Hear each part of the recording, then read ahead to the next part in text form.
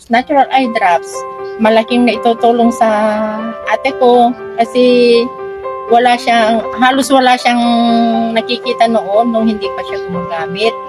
Pero nung naubos na yung 2 bottle,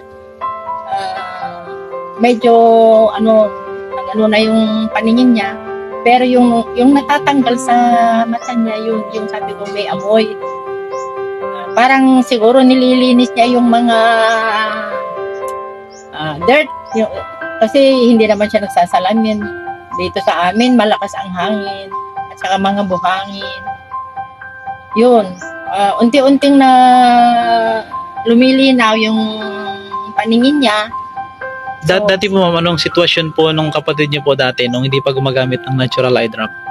Yung sitwasyon niya, sir, di ba, sa kusina namin, di ba kakain kami doon?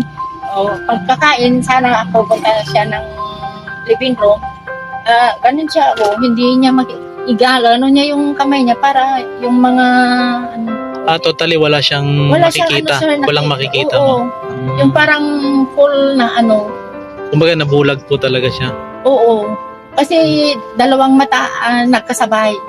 Kasi sabi, nung pinatingin ko sa ENT, sabi niya, macular degeneration daw yung yung mata niya. Yung unti-unting nawawala yung niya. Yung paningin po. Oo. Kaya nga nung andito na kayo, yung kayo, di ba nagtry, bumili ako, sir. Yun, ginamit niya yun. Awa ng Diyos, unti-unting lumilinaw yung paningin niya. At sa ngayon, hinahanap niya itong drops na to. Kasi nagpapasalamat din ako sa yung ginamit niyang eye drops kasi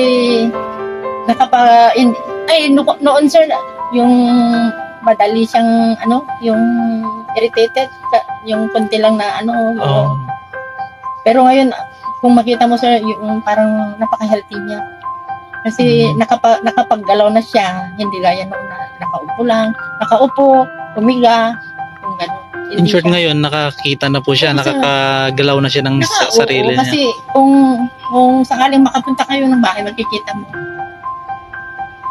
hindi niya ganun yung body niya na parang may sakit kasi yun nga sabi ko, hindi siya sa bahay. Yun nga, yung ganun. Pag pumupunta ng salas namin, ganun niya yung paa niya, kamay niya para hindi niya maano yung mga electric fan, yung mga upuan.